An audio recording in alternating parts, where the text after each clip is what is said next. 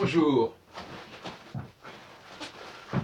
nous sommes le vendredi 20 février 2015 et je vais vous parler de cette dimension collective dont j'ai dit qu'elle comportait un caractère féminin. C'est-à-dire le fait qu'il y ait une conscience de groupe et non pas un phénomène lié à un personnage central. Pour moi, c'est cela qui oppose le yin et le yang. Le féminin, c'est le quantitatif, le masculin, c'est le qualitatif. Cela dit, on peut objecter que, je pense notamment à ces fameuses émeutes de 2005 dont je parlais dans une précédente vidéo, qui sont un phénomène très frappant et dont on considère qu'ils ont été largement spontanés, collectifs, sans leader, sur des bases sociologiques tout simplement, de milieu social, de situation économique, géographique, sans avoir besoin d'une canalisation vers une personne en particulier.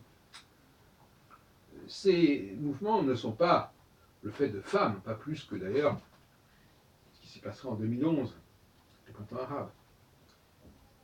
Alors on nous objectera, alors vous dites que c'est un phénomène féminin, mais les femmes ne sont pas spécialement partie prenante dans ce phénomène. C'est une question effectivement que je me pose, d'où l'intérêt de distinguer les femmes et le féminin, mais ce n'est pas une solution absolument.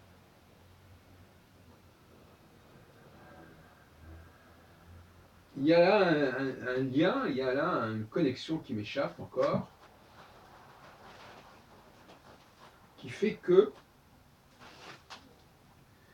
ces phénomènes collectifs seraient néanmoins liés à une certaine place des femmes dans le mouvement en question.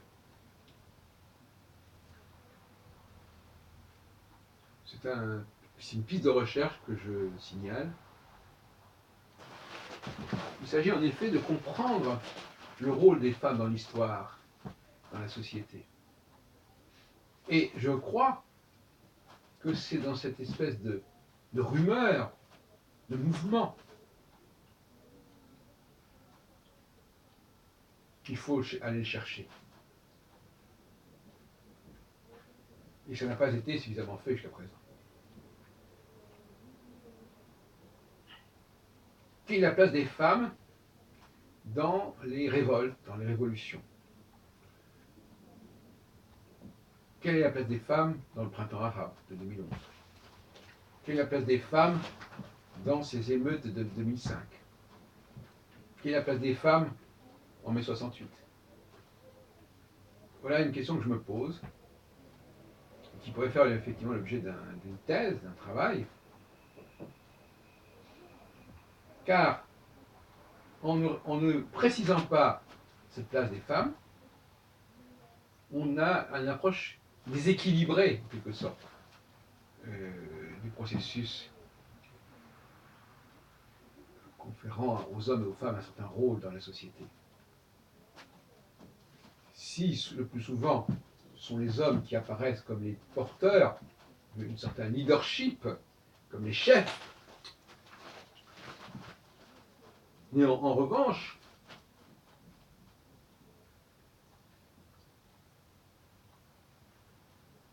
il y a ces phénomènes populaires dont j'ai beaucoup parlé dans mon petit ouvrage L'astrologie selon Saturne, qui est paru en 94, 95, il y a une vingtaine d'années.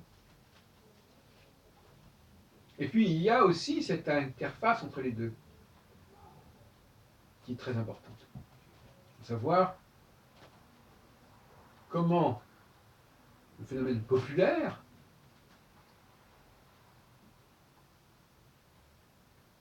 accouche en quelque sorte d'un leader, se porte vers un leader. Et c'est ce choix du leader. Vous savez, pour moi, la problématique du choix est fondamentale à tous les niveaux, sociologiques, théologiques, etc. Ce choix du leader par le peuple, par l'élection, élection sous toutes sortes de formes, bien entendu, pas forcément la forme institutionnelle. Le choix du leader est-il féminin? Bref, quelle est la place du verbe, de la parole féminine, des femmes, dans ces phénomènes populaires? Voilà la question que je pose. Et il est essentiel d'y répondre, car on a là le fondement même de la présence des femmes dans notre société. Aujourd'hui, les femmes ont le sentiment d'être exclues de l'histoire. Et donc elles veulent la subvertir. Elles veulent même la nier quelque part, ou la relativiser, pour se projeter vers un avenir chimérique. Mais cela tient à une carence épistémologique des sciences historiques et sociologiques concernant justement le rôle des femmes dans le phénomène révolutionnaire, dans le phénomène d'émergence éventuellement de sélection. Quelque part, les femmes élisent, sont les électrices par excellence, et les hommes sont ceux qui sont élus, les éligibles, les élus. Je crois que tant qu'on n'aura pas bien compris l'articulation entre ces deux processus, il y aura une crise de l'identité féminine.